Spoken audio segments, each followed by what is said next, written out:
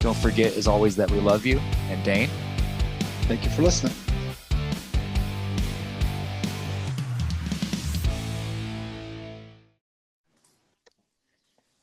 Hey guys, it's a special day for me. This is something that I've been looking for doing for a long time. Dane sends his love. He's not here right now, which is totally fine. I get to bring on my guest host, my childhood best friend, and we are old. Aaron, this is we've known each other for 28 years. How you doing, buddy? Doing well, man. How are you? You're still looking younger than me, so I don't know how that works out, but I just can't 20, grow a beard, and so your gray beard makes you look a little older, but I can't grow one. So okay, well, I'll trade you. Hey, you can have the beard. I'll take the guns. But no, man, we've yeah. known each other for 30 years now. I've always talked about doing this. You got a great thing going with your podcast in your own world. You do a lot of hunting, and why don't you tell people what you do actually out there listening? Okay. Yeah. So I do a lot of content production. I do a lot of social media content, and I own a production house. We do some podcasts. We produce a lot of them, and Yeah. I even sit on a few from time to time. I love it. And you're a pro golfer, guys. If you don't know that, he shoots like a 80 everywhere he goes. I think that's good, right? I'm just kidding. But dude, this guest we got coming on here in a minute, Aaron, you and I'm going back to like 02, 03. You, me, and our buddy Josh.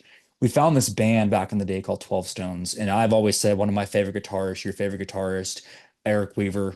He'll be on here in just a second. Our early days when we had our band. Yes, guys, me and Aaron had a band back in the day. We thought it was good. Thank God the world doesn't hear those recordings because it is not good. But Aaron, one of our influences was Eric back in the day. You remember that? Like way he would Yeah, play. Go ahead. it's interesting because there was a lot of songs that we wrote or we tried to write that were definitely patterned after, the inspiration was 12 Stones for sure. Yeah. And we weren't near as good, but we were trying our best to make it sound that good. I think you were better off pulling off the Eric thing than I was the Paul, but it was still good, but this is how it all started. Me and you and our buddy Josh, we were rolling on a trip to Arkansas one time as a fishing trip, different things. The first time we ever heard 12 Stones, I'll never forget this. We were in a Walmart, and kids back in the day, yes, Aaron and I are that old. You could actually go listen to CDs in Walmart, and they'd have these little things you could play them and listen through them. So I walked into Walmart, and I hear this song. It's called Crash. I'm like, dude, is this like Nickelback or Aaron? Who is this? Who is this crazy cool band? Wind Up Records. And back then, Wind Up was the thing. If you're on Wind Up Records, it was like Creed, Evanescence, Seether, all the hip, awesome rock bands were Wind Up. They must be good. Let's get it. So we got it. We played it so much, we wore the CD out on the way to Arkansas on our portable Yep. Discman. Yep. Memorized the whole thing, right? And that's where the journey became, and Potter's Field and all that. So, yeah, you're right. We tried many times to emulate this band, and unsuccessfully so. But Unsuccessfully so. your I days remember of play. there was one day we were playing something, and a lot of our it was just jam sessions, and we were just trying to see if we could make something sound good. And I remember one time you were like, dude, that lick you just did sounded like Eric Weaver. And I was like, my head got like this big. I was like, oh my God, I just pulled off an Eric Weaver. and Holy then cow. and then someone else told us how bad it was. Yeah, yeah. Then everybody else laughed. So, but speaking of which, man, no, it's been a long time coming. This is something I'm glad Aaron and I get to do. You guys, I'll make sure you get the links to his socials. Aaron's one of my favorite people of all time, best friends since I was a kid, knows a lot about a lot of things, and just glad to have him part of it. So, without wasting any time, both of us, it's a huge honor to bring on one of our guitar heroes, the one and only Eric Weaver. Eric, how you doing, my friend? Good, man. Good to see you. Glad you're here, man. Thanks And, for having me. telling the story about how we discovered you guys, and I'm telling you, you've been a huge part of our musical journey from day one, man. Appreciate it. That is so, well, I'm honored. That's pretty awesome to hear. It's like I was gonna say, if you want to trade some golf lessons for some guitar lessons any day, dude, go out there. It's like, Got that, Aaron? Golf You is let's get back hard. to that. Let's get back to that golf pro thing. No, You no, play like 4 or 5 times a week, Aaron. I feel like, don't you, or something I crazy play like a that? lot. I'm at the Yeah. course that's every day, and awesome. I play a lot. Yeah. Well, Eric, man, again, I can't say enough thank yous, man. Always welcome. I meant every word I said. You're my top five of all time. We got some different style of questions for you this time. Last time we had you on, it was years ago before we did video, and I've always wanted to have you back on and showcase you in a more thorough kind of a technical episode, if you will. So jumping into this, I got a two-part first question for you, Eric.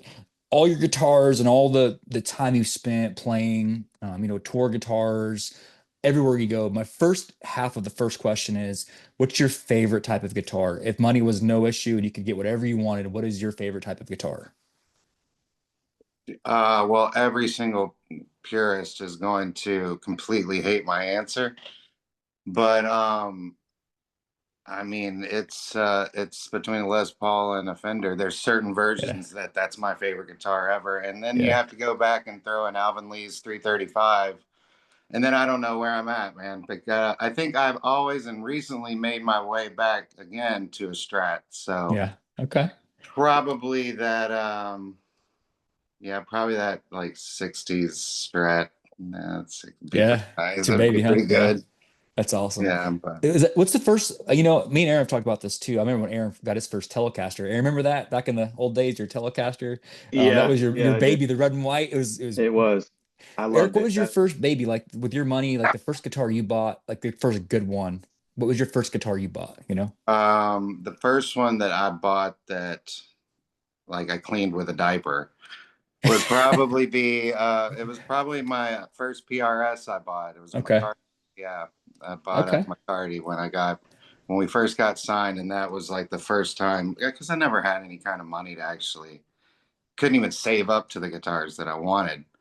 And so that was like I have an actual guitar, not one I'm sitting out in the garage like soldering from old pieces that I found. I mean, because that's how I rolled back in the day, Yeah, man. trading up in the pawn shops and going to the local music stop. Yeah, so when I got that guitar, it was that was pretty special. And then a few years later, I got my first Les Paul, and then Wow. that was pretty awesome Oh, too. you wrote, man. Speaking of that, kind of transitioning part two of question one, there's like I read some statistic one time, Aaron, there's like 27 trillion songs in the world or something insane. Like there's a lot of music out there in the world. And obviously you guys have a catalog, a part of that. Not taking away from your catalog, which I love. Let's say you're given the ability to write and be credited for writing one song in the world. It could be from the 50s, could be through now. You're responsible for writing a song and it's yours that you didn't write. What song do you wish you could have said, I'm Eric Weaver, I wrote this song on the guitar? Um, Little Wing, Okay. I think Dude, hands Aaron, I down, told you, Aaron, I told you who's gonna say that, man. Am I right, Aaron? You did. I think hands down, Little Wing is up there, and right there is Comfortably Numb too. That would have been a proud one to have under my belt. That's But awesome. yeah, I think Little Wing's hard to beat for me. I had that. I'm not going to say I stalked you for that question, but I really did have you up there with something like that. Or the Yeah, Pink Floyd, I didn't know that. I didn't think Pink Floyd, but I can see it. So that's yeah. cool. Aaron, go ahead, man, with question two if you want. All right, man. Well, hey, it's kind of fun. Josh talking about, what do you wish you would have written? I remember back when me and Josh would write a lot of music, a lot of it seemed to like things that we were going through and things that we were dealing with on a personal level that really mirrored itself in our writing. And looking back at the records that came out, the Pottersfield record had a darker tone than the previous self-titled.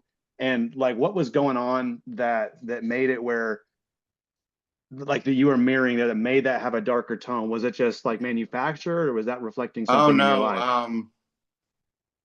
those That's first good. two records, especially Pottersfield, was probably the least one of the least manufactured, per Really? se, like rawest emotive records that we have. And the reason I think it took on a darker turn is that we were all in a state of transition. Like we had come off of this first tour, like out of nowhere, we, blew up or whatever. Yeah. We went on this massive first record run, and then we came back to since like, okay, we still don't really know what to do. We're like, okay, so what, somebody tell us what to do next? Or like, it's like, well, yeah, you have to have a place to live and get a studio, write your next record. What do you, I'm like, what am I, what? Like, Yeah. I don't New to know. this business. Yeah. Yeah. And so there was a lot of transition going on. We were in apartments and like having to move practice rooms and all this. And so it was just some of those kind of frustrative things that open doors to those deeper, darker things kind of came through, I think, a little bit on that one. That would make the most sense to me because I don't know if there's anything specific, but I would point to that probably. I think Hmm. too, Aaron, before you take three, I think it's cool, Eric, because I've seen you speak publicly about this, and it's another one of the reasons why you're my hero. You've talked about you and Paul in different times, the sober journey. Was that because it was a time in early 2000s, the wind up scene, like you guys see their creative evanescence, that whole scene of music. there's a lot of addiction, in the world of rock. And I know you guys were talking about pulling out of that. If you feel comfortable sharing, if not too, was there some of that maybe being battled during the Pottersfield days as well, like overcoming some dark addiction days, or was it more just dealing with life in general at that time? No, at that point, it was we were starting to see more of that Okay. around us for sure. And lost a couple people back from Yeah. like high school and stuff of that nature. Gotcha. Um, not so much then. Just No. more so just life stuff in general, huh? Just kind of Yeah, it was coming out just of the teenage phase. everything kind of the glow wore off of and you got to think of Paul, he went straight from high school to, I Right. mean, that was fast. I had a little college and anything right in between, but it was pretty much out of nowhere and then Gotcha. drop back into life. And it's kind of like, I don't know what to do. I didn't know what to do before we started this. I definitely don't know what to do now. Got you. I got you. Cool, man. We always And wanted so that's it good. just felt real heavy, I, It felt a lot heavier than anything we had experienced as like life as it was, It was I got just you. Fair enough. That's good. That's actually, the concepts behind it, and that's what makes, like Aaron said, and I, when we were going through that, we were high schoolers at that time. Not that we're none of it. You're not old. We're just saying we're back in the day, right? And let me um clarify. But it was a time of it helped. I think what you're going through, it translated well to us. And then Aaron, you were talking about the transition from that to question three, the parallel of like kind of dark to light, right, Aaron? Weren't you?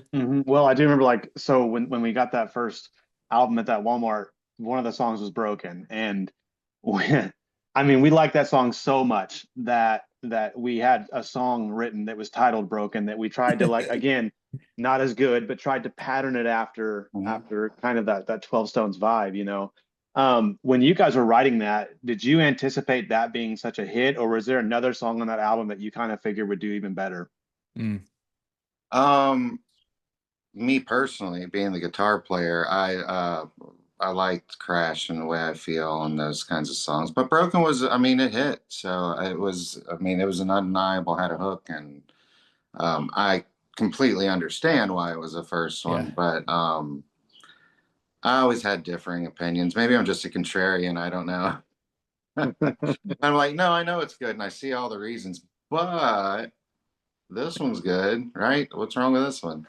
Well, they end up releasing them all. I don't know. I didn't know how it worked. So, See, we've talked about that too. Aaron and I have spent many of days debating that. Like, honestly, Broken's great. Don't get me wrong. I love that song. But I think you're right. If I was to pick, like, as a musician to break it down, Aaron, you said this too. I think the way I feel is more intricate by yeah, far yeah. than Broken. So, like, you have people out there that listen for hooks, people that listen for technical work, right? So maybe on expanding on that, taking me through, because I think you said you're using your PRS on the self-titled days, if I'm not mistaken, or was it your Les Paul?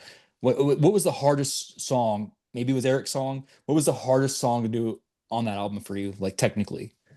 Oh, okay. So technically, like, and when I think of technically, I think of string buzzing Yeah, and yeah. slides and all that stuff that you never knew you were making noises that aren't allowable. But when you get into a studio, it's like, oh, I've never done this before, apparently. I would say, actually, I don't know. Some of those picking ones, like In the Way I Yeah, Feel, just like steady, those are really tough to yeah. maintain. And I was really hell bent on not just cutting and pasting my verses. Just once you get one phrase, I won't want to take the whole. Looking back, I don't know. Probably should have saved some time, but maybe not. Pro tools. Those were pretty tough, really. I'm trying to think. There were a couple of those that just really the verses were the Yeah. tough. All of the like solo stuff and all of the chord that really was fun. That was the stuff that I really enjoyed doing. The pulling out your hair stuff. Yeah, it's all clean channels. Yeah. I love All it. of It it. sounds like you, Aaron. I swear, dude. You told me that 1,000 times. Aaron, didn't you try a couple times to like play Eric's song? You improvise. You and our buddy Josh. They would play it over like a serious system, and they would add improvise to it. So, did you ever Mhm. finally write that solo for that, Aaron, or is that still in the tank?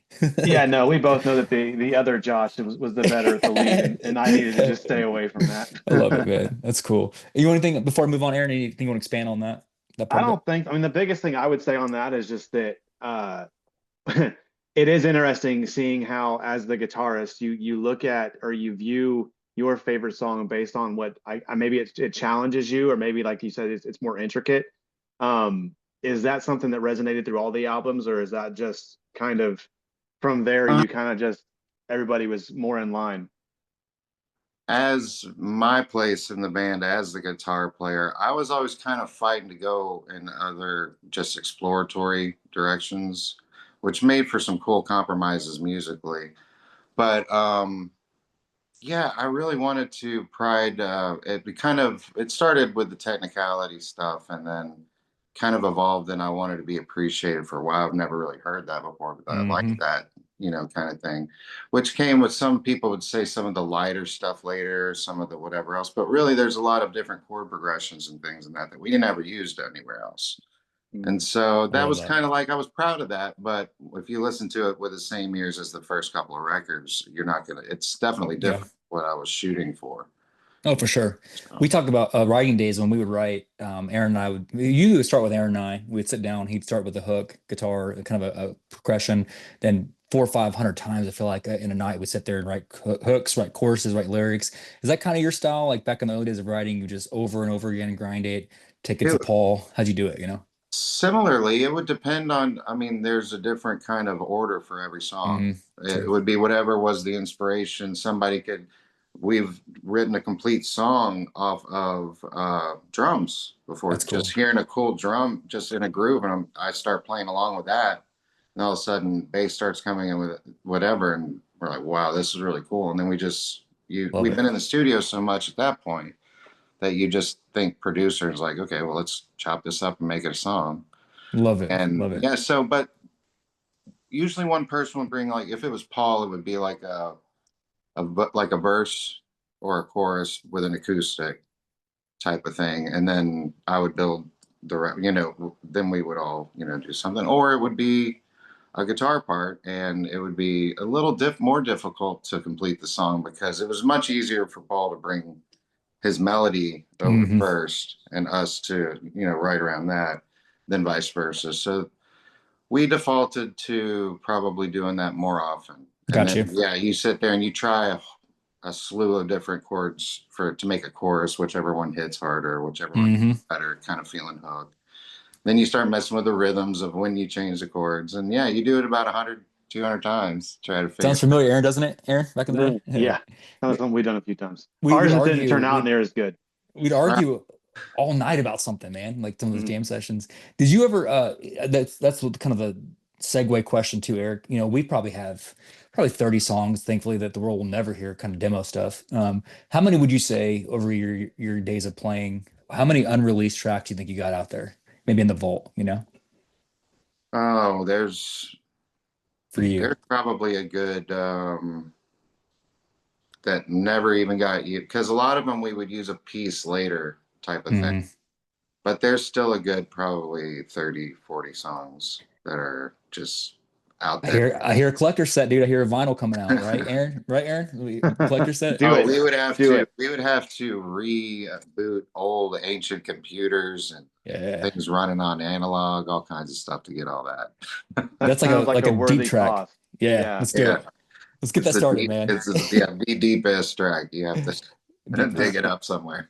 Back from 1996 in middle school. You know what I mean? That'd be awesome. Right. So, well, Well, Eric, funny enough, Eric's song was written. I wrote that when I was 15. It never had a name until we were making the track listing for the record, and we're just like, I don't know, call it Eric's song, because that's cool. I wrote it when I was 15 years old in '95. Wow, dude. Wow.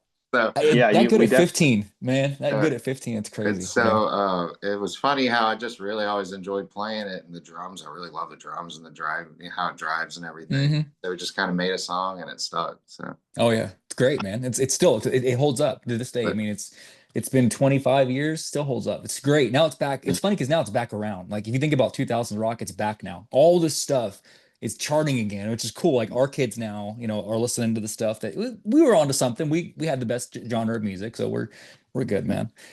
I got a segment for you, Eric. I promise you, man. We've done this similar kind of before, but we've expanded on this. So Aaron and I are going to present you with something called rapid fire. I'm going to explain what this is. Okay. This next segment, it's a little bit off the guitar path. It's 5 kind of personality questions. It's kind of a make-believe segment. So you could be back in time. You could be in the future. This is a personality quiz about you. So me and Aaron are going to bet what we think you're going to say. There's no wrong answer, and you pick what you feel is right. Sound good? Okay. Aaron, you ready, man, for this segment? Ready. Let's go for it. Okay, so they're taking Eric Weaver, as you are known today, and you get a transplant back in time. The time frames are either going to be in the 70s or the 90s. 2 of these people come up and say, hey, we'd like you to play on our live tour on this specific song. You get asked by Clapton to back up melody lines on Wonderful Tonight, or you get asked by Ozzy to back up for No More Tears. Clapton, Wonderful Tonight, Ozzy, No More Tears. Who are you filling in for or playing with? Oh, dude. I'm going with Ozzy. I have that too. Let's go. Aaron, I had that one. What'd you have, man, on that? I had Clapton, probably because Clapton's my favorite, but I had Clapton first. Yeah. But I could see you could do both. That's what I'm saying. Your style, Eric, because it's very, very flexible and eclectic. You have that aggressive side, and you also have that melody side. Like I think of Lurleen, I think you could pull it off, and then I think of the more heavy stuff like Fire Inside. So I could see that. I had you for No More Tears. I really did. Got you by 1, Aaron. So let's see if I can keep this going. So next question. Check this out, man. This is a kind of a twister. You're asked to write a concept album. So this is interesting because electric guitars didn't exist at this time. But again, you're traveling back in time. These 2 authors say, Eric, we'd like to write a concept album with you.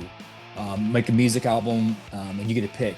The 2 authors you can work with to write this Eric Weaver concept album. You can work with Mark Twain or Edgar Allan Poe to write this concept album. Which way are you going? For a concept album, you have to go Edgar Allan Poe. Let's go. I'm 2 for 2. Aaron, what'd you have, man, on that? I had Edgar Allan Poe as well. Let's go, baby. Let's go. Yeah, I mean, I'm kind of I could see Mark Twain as far as it being like subtly funny, and I definitely could appreciate that for me as a rock. Yeah, no, I think let's go. Got you. 2 for 2. I love it. All right, Aaron. So let me see if you can catch up, man. A couple more. We got 3 more for Eric. This next one, they're going to make the Eric Weaver Lifetime movie. It's going to come out in 2030. It's going to be a biopic about your life. It's pretty cool. And one of these 2 guys said, hey, I love your music. I love your vibe. I love what you do. They audition for the part, and you get to decide who plays you. The 2 guys choosing to play you is Ben Stiller or Matt Damon. Who's going to play Eric Weaver in the biopic?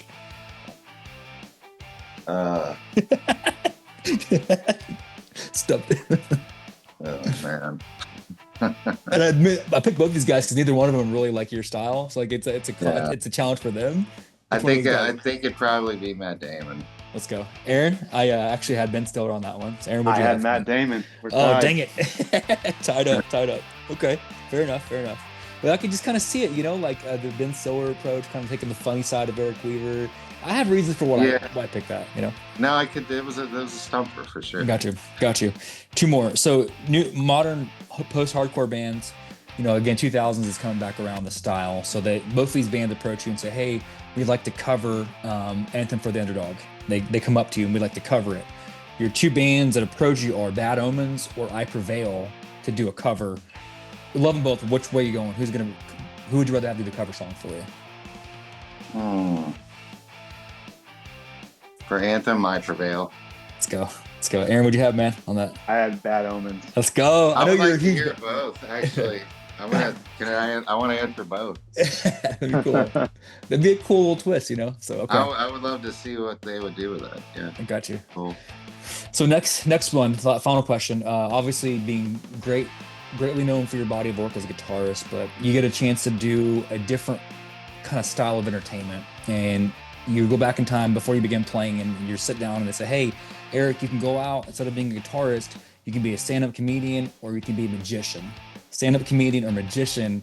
If you weren't a guitarist, which way would you go? Stand up.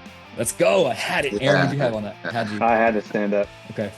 Well, Aaron, I beat you by 1, man, so I'll take my You did. bunch.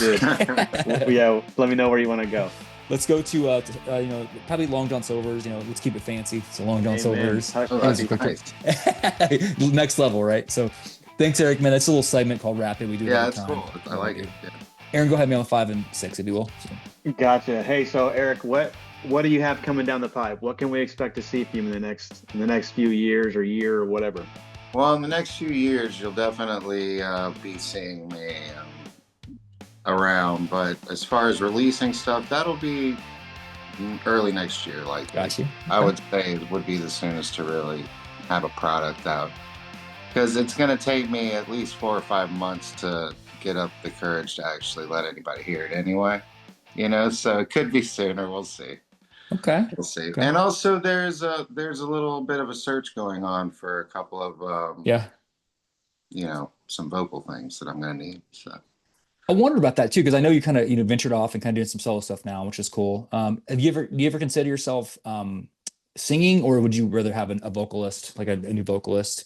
I mean, I think you could. I mean, I've seen you sing live before, like pieces, but I think you could do it. But what's your take No, on I, that? I think there would be. It would depend. I don't know. Yeah, It would really depend. I think if it's more of a raw, hardcore thing, I wouldn't mind doing it myself. But I don't have a pretty voice. If I want something that's going to be a little less mosh pit, right? Like, got you. it's going to need some more versatility than what I have, is what I'm kind of getting I into. got you. So we'll see. We'll see where it goes. It's pretty I'm interesting. excited to see where it goes, man. If we can't wait to demo it, we'll be pushing for it, man. So as soon as you're ready, you give me Yeah, the I'll green light. definitely send you a little something for sure. I want to hear it, man. Love it. Aaron, you got one more, right? Too. Yeah, absolutely. So as you've heard, Eric, I used to play the guitar. I can think of a lot of things I would like to do different as I was learning how to play the guitar, but I also didn't get to the level or anywhere near the level that you're at. But I'm curious, what would you, if you were going to go back and learn, or you were going to talk to your younger self in regards to learning and like mastering the craft of guitar, what would you tell yourself? Oh gosh, Aaron, that's a good question. I would start with saying, hey, take the time to practice more and learn how to read music. That would have probably been a good one to do. Because I started that way too. I started real early with music lessons, piano lessons, all that stuff. I knew how to do those things, but I didn't focus on enough to integrate it into my songwriting during at least the beginning part of 12 Stones there. Not recently, I guess within the last, decade or so, really started focusing on different actual structures and modes, and things of that nature. So I'd have gone back and say, experiment here with the math part, Okay. and then Yeah. because it was just a lot of feeling. That was all of my solos. They're mostly all one take and all that kind of stuff, because it was just Really. all off the dome. And so that's how I love to play, but it does limit you because you have to think a little bit deeper while you're playing. It just gets all jumbled up. So I like to take a little bit more of a math approach sometimes. I think would open more doors for me. That's Do you crazy, man. do Go ahead, you Aaron. think that if do you think that if you would have been more technical writing, do you think that would have changed your guys' music style, or do you think that you still would have just taken that and incorporated that more into the feeling of I what you're think it writing? would have probably enabled me to at least do some collaborative work with other people too. If we didn't put it into our band, because we kind of had a sound and all those sorts Hmm. of things. And so I could see why that wouldn't just be, thrust in there and really received well. But I could have, maybe gone and worked with other people and expand those sorts of, Studio work type stuff. Yeah. yeah, or any Yeah. kind of, behind the scenes creative stuff. Who Mm. knows what, just to. That's cool, But man. yeah, so I'd go back and tell myself to learn my instrument a little better, Mm. rather Man, rather than just use it. yeah, learn to play. Well, man, I tell you what, that's advice for all of you out there that want to play. And I wish I'd done that too. Aaron, you've talked about that many times, like kind of getting stuck on a solo, doing it. Okay, I need more technicality side of it. There's so much to be said about feel, but at the end of the day, sometimes you're not feeling it, but you got a job to do. So knowing the craft it's like I know what I'm playing, even if I don't feel it. So I love where your head's at there, Eric. That's awesome, man. But Eric, man, I told you before, man. Again, always welcome. I called an alum. You're one of the reasons we started doing this. I watched you, and when I sat down and made a list in day one, me and Dane 5 years ago, we began making the idea of this show. You were on my list, Marcos. Zach Wild and a couple others are on my list of the reasons why I want to have a show talking about music. So it continues to be one of my bucket list items. The fact that I get to chat with you is still amazing, man. What you do for music is there's not enough thank yous in the world that can really express what you've done for our lives, for musicians up and coming and the next generation of musicians, man. So I can't wait. I cannot wait to hear more music from you. You've never done anything bad. It's like the Midas touch. So it could be some fusion jazz and I'm going to love it. So whatever it is, All there's a, right. there's a there's a world of people out there, Aaron and myself and many out there that are waiting to hear it. We can't wait to hear your new stuff, man. It's gonna be great. Man, I really appreciate it, Josh. Thanks for having me Yeah, on again, man. It was yeah, awesome. man. We'll make it sure it's obviously not the last. Again, the next of many times, as you know. Once you get some more stuff, we'll stay in touch. Aaron, do you got Yeah. anything in closing for Eric before I give him some time back in his day? Man, I don't think I have anything else. You got me answered a lot of my questions, man. I I'm love it. excited to have been able to meet you. Awesome. Well, it was nice meeting you, Aaron. Yeah, for sure. I Yes. Well, Eric, appreciate all the nice things y'all was saying too. it's all true, man. It's all facts. So thank you again. I can't wait. Let me know when we can give a little demo. I'm just itching for something. And until then, I'll keep listening to your stuff on repeat, ready for some new stuff. And we'll get it out when the time is right. So much love, Eric. Have a good, safe Memorial Day. We'll be in touch very soon. Okay. You guys too. Thanks, man. Thanks, Y'all brother. Have a great day. all right, bye. So, Aaron, I'm telling you, man, taking you back, Aaron, to where we were back in the day. He's everything. They say don't meet your heroes, but aren't you glad sometimes our heroes are actually cooler than what we Dude, thought, you know? that was awesome. I do. I remember when we were younger playing. I mean, such an inspiration, and it's so cool to realize that, like you said, he's a real human being, and Yeah. he can be what's the word I'm looking for? He can be vulnerable and talk about Mhm. what he wishes he had done different, and it was pretty cool, man. I like his way of saying, hey, feeling takes you so far. And I mean, I would have never realized that most of his solos were one take. That's crazy to me. One To take. me, it's mind blowing because I know how much I mess up. Yeah. So, But we all do. But then because he's so good from mm, feel, but then say someone at his level, which is at the top of his level, to say, hey, I still wish I would have practiced more. That's like Jordan saying he wished he would have shot more free throws, right? You're at the top of your game already. Hey, I should have right. practiced more.